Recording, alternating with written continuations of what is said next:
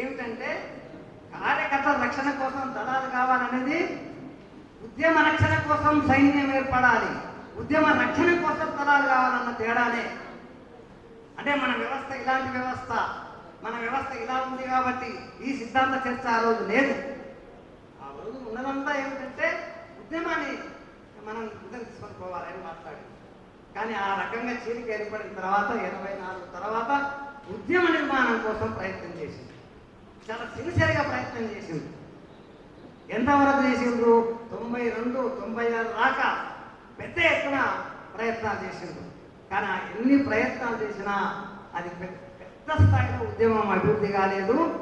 ప్రజలు కూడా దళాలు ఏర్పడటానికి సంసిద్ధం కాలేదు. అప్పటికి కూడా కొంతమంది యువకులే, కొంతమంది చైతన్యవంతులే దళాలు ఏర్పాటు కావడం అనేది జరిగింది. అంటే ఆ రకంగా వ్యక్తులతో దళాలు ఏర్పాటు చేయడము అనేదే కొనసాగింది.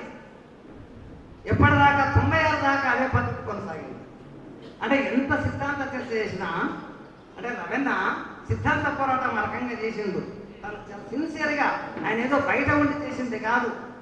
ఆయన నిక్కరేసుకొని తుపాకీ పట్టుకొని అటువంటి ప్రయత్నాలు చేసిండు. అంటే ఆయనకు వాస్తవంగా ఎప్పుడు దళాలు ఏర్పాటు కావాలనే విషయం ఎంత తేడా ఉన్నా సరే, క్రమశిక్షణ కోసం ఆయన ఏం చేసిందంటే, ఆ ఉన్న దళాలు ఎందుకు పోగొట్టుకోవాలి, కానీ భవిష్యత్ దళాలు ఏర్పాటు చేస్తే మాత్రం ఎట్లా ఏర్పాటు చేయాలి, ఉద్యమ రక్షణ కోసమే దళాలు ఏర్పాటు చేయాలి అనే ప్రయత్నం చేస్తే ఆ మొత్తం దశాబ్దంలో కూడా పెద్ద ఎత్తున ఉద్యమం అభివృద్ధి కాలేదు. పెద్ద ఎత్తున ఉద్యమం అభివృద్ధి కాలేదు కాబట్టి కొత్త దళాలు వేసే ప్రసక్తే లేదు. ఆయనకి ఏమర్థమైందంటే, ఈరోజు పరిస్థితి ఉద్యమం పెద్ద ఎత్తున అభివృద్ధి చెంది దళాలు ఏర్పాటు చేసే పరిస్థితి లేదు. కారణం ఏమిటని వాళ్ళు పరిశీలన చేసింది. ఎందుకని దున్నేవానికి భూమి కోసం జనం రావడం లేదు. అంత పెద్ద ఎత్తున రావాలా కదా.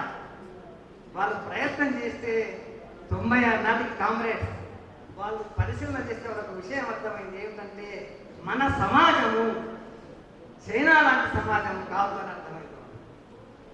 మన సమాజం ఎలాంటి సమాజం అని అర్థమైందంటే, చైనా లాంటి అర్ధవలస, అర్ధభూస్వామ్య సమాజం మన సమాజం కాదు.